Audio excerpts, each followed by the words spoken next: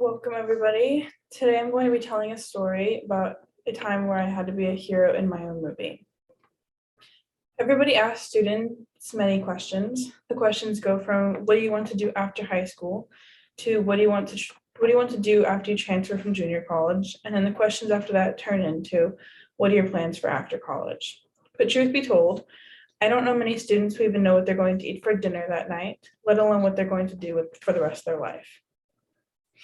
Today, I'm going to be telling a story about a girl who had to lose herself in order to figure out where she was going. To begin this story, we'll start at the beginning of high school.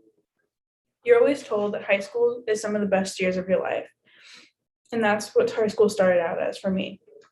Just as high school began, I made the cheer team. Having no experience other than what was taught to me at cheer clinic, I worked my way all the way from the bottom, all the way back to the top, and became one of the best cheerleaders on my team. In the process, I helped create history at my high school, and in an article from 2018,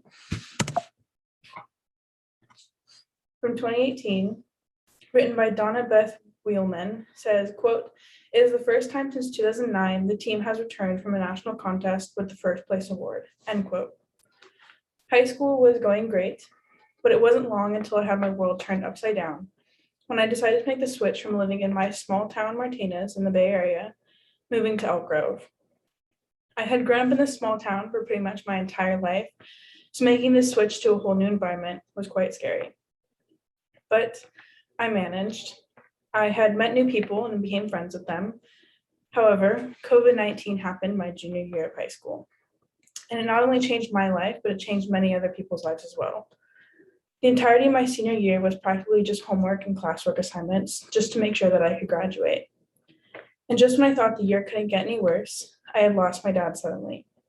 It made finding the motivation to finish the rest of the year very difficult and put me in one of the lowest moments of my life, with not really knowing what to do next.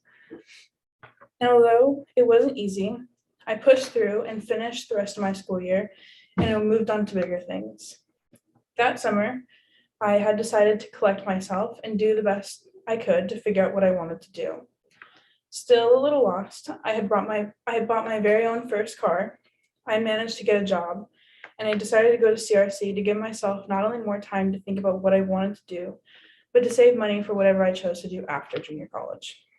The first semester of college was difficult, trying to figure out my way around, but I just took the advice of many people, including Anna Perini from the New York Times says, quote, "Sometimes a mental health day is in order.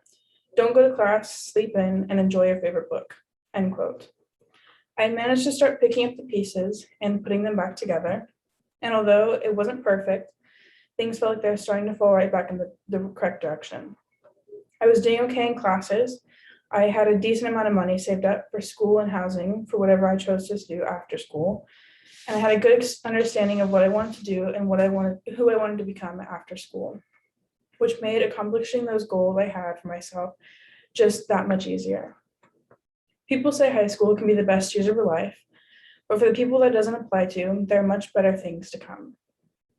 In conclusion, things aren't always going to go as planned.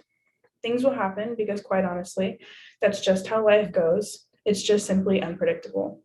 You don't always have to know what you want to do or who you want to become or where you want to end up in life. Of course, it helps to have goals. However, in reality, we can't predict what the future holds, just because it could change in seconds. Sometimes the best way to go about life is just to take it one day at a time and be prepared for whatever it may throw at you.